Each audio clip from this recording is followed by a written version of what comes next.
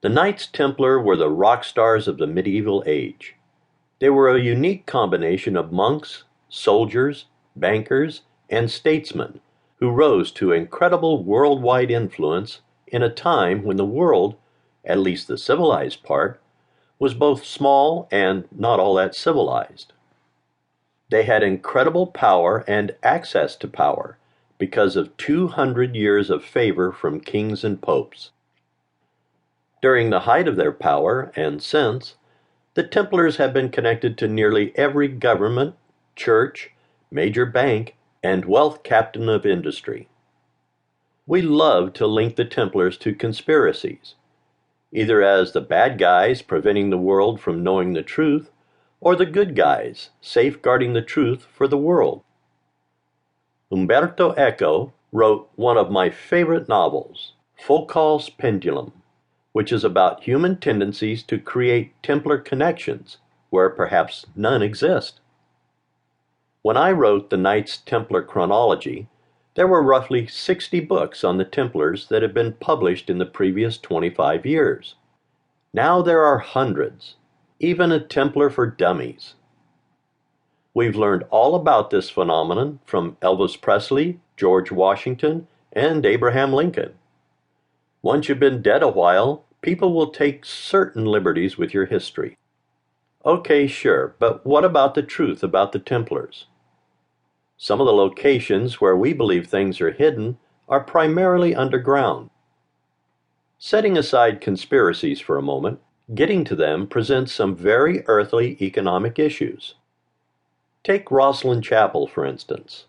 The ancestral home of the Sinclair family was known for its Templar connections, but coexisted well with the few thousand tourists who came each year.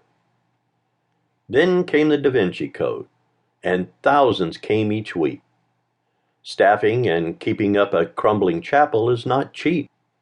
The building was already in the middle of an expensive restoration when the book forced a number of changes. A visitor's center, new parking, many more staff, and no more unescorted tours. Moments alone in the chapel are pretty special. So let's say the Earl of Roslyn, plus the Roslyn Chapel Trust and Historic Scotland, which also have jurisdiction, allow an excavation. There are two possibilities.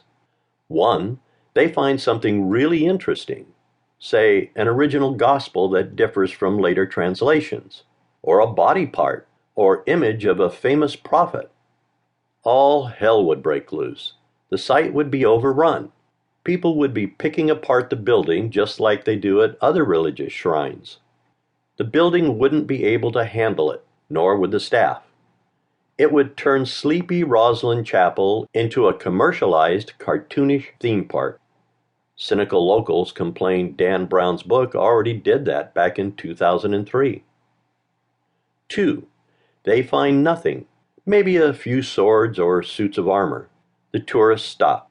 The mystery's over, and the Earl of Roslyn is left with his crumbling chapel.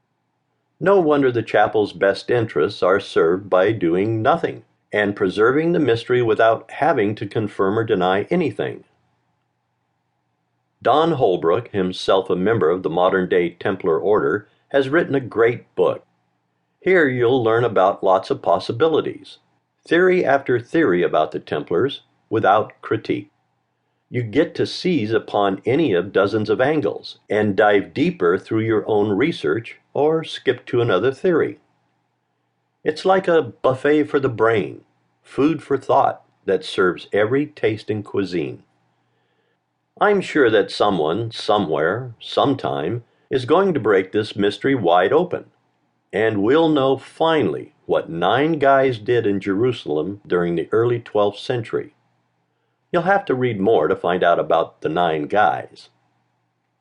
We'll finally know why the world heralded them as heroes upon their return to Europe. I just hope I live long enough to find out.